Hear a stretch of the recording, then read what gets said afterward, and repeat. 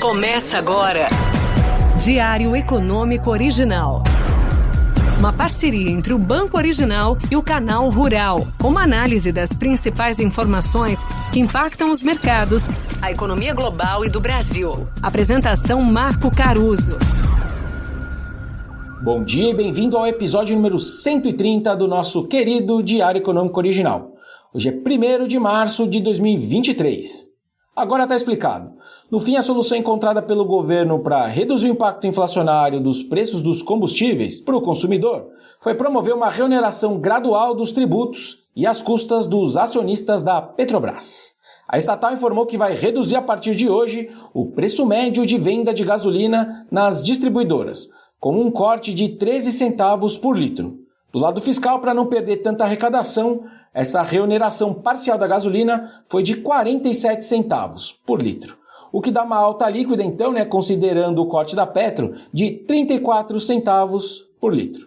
No etanol foram só 2 centavos para manter a mesma diferença de tributos entre os dois combustíveis. Outra decisão para tentar ajudar nas contas públicas foi o aumento do imposto de exportação sobre o óleo cru, pelos próximos 4 meses, o que daria uma receita extra estimada pelo governo de pouco mais de 6 bilhões no período. E ainda nesse tema, diz o G1 que o governo também deve reduzir a distribuição de dividendos da empresa. Juntando tudo, as ações da Petro caíram entre 3,5% e 4,5% ontem, em dia que o petróleo teve alta de 1,5% lá fora. E aí o Ibovespa não resistiu, fechou na mínima, com queda de 0,7% no dia.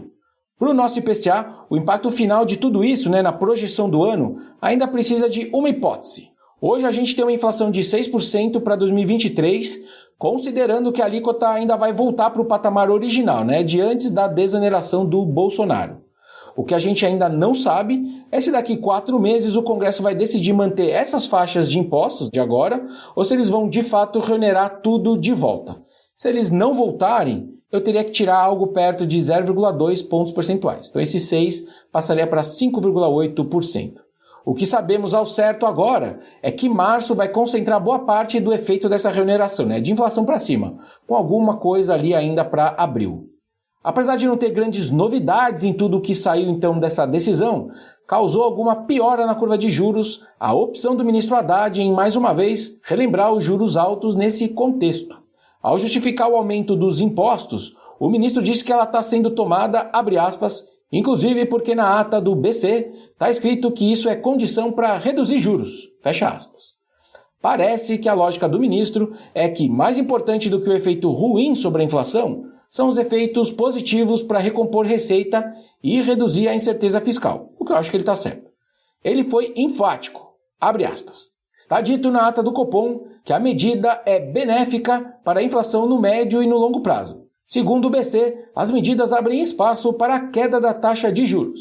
Campos Neto disse em entrevista que medidas antecipam o calendário de quedas de juros. Sem reduzir a Selic, vamos prejudicar o emprego e o crescimento da economia. Fecha aspas. Tudo bem, só que no meu entendimento, recompor 28 bi de reais só de receita foi sim uma primeira vitória importante da Fazenda, só que é daquelas necessárias, mas longe de ser suficiente para tudo isso. Um ponto importante nessa discussão, por exemplo, é o efeito negativo que a gente pode ter no câmbio pela maneira que tudo acabou sendo feito. Por exemplo, com o uso de estatais para políticas de governo de prazo curto. Ontem o dólar, por exemplo, fechou no 5,24, uma alta de 0,7%, mesmo com os pares subindo só 0,2% na média, considerando aí um peso mexicano que acabou, na verdade, valorizando no dia. Bom, sobre a agenda de dados, o dia é relativamente esvaziado, mas vale a gente falar um pouco do fechamento do desemprego em 2022 no Brasil, que saiu ontem. A taxa realmente caiu para baixo de 8%, melhor patamar desde 2015, estou falando de dezembro, contra uma desocupação média no ano passado de 9,3%. Lado positivo de tudo é que o rendimento médio habitual do trabalhador subiu 8,2% ao ano. Do lado negativo, a gente tem visto uma queda sequencial da força de trabalho. Grosso modo, a força de trabalho é a soma dos empregados e aqueles que estão procurando emprego. Uma explicação é que a pandemia trouxe uma antecipação da aposentadoria dos mais velhos e alguns enfermos. Outra é a possibilidade de os fortes programas sociais disponibilizados por esse e pelo governo passado estarem reduzindo a disposição dos trabalhadores em continuar economicamente ativos.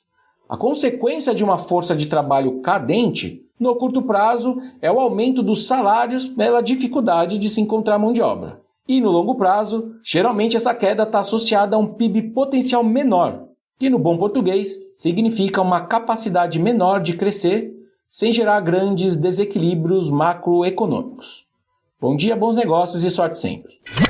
Você ouviu Diário Econômico Original, uma parceria entre o Banco Original e o Canal Rural, com uma análise das principais informações que impactam os mercados, a economia global e do Brasil. De segunda a sexta, às 6 da manhã, no Spotify e YouTube.